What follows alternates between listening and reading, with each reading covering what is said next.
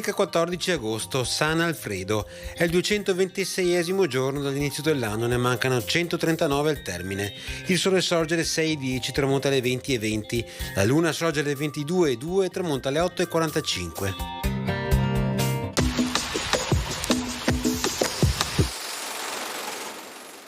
Daniele Manin saluta per l'ultima volta la Guardia Civica schierata in piazza San Marco a Venezia.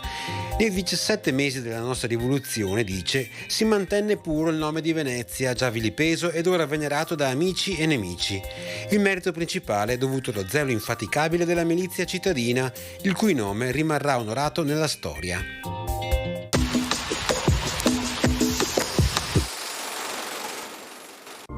Le previsioni per domani: alternanza di nuvole e rasserenamenti, precipitazioni nella prima parte di giornata, probabilità bassa per piogge locali, nella seconda metà di giornata probabilità medio-alta per piogge diffuse. Si tratterà di piovaschi, rovesci o temporali. I temporali saranno più probabili dal pomeriggio. Temperature rispetto a domenica differenze anche sensibili, fino al primo mattino saranno più alte e in seguito più basse.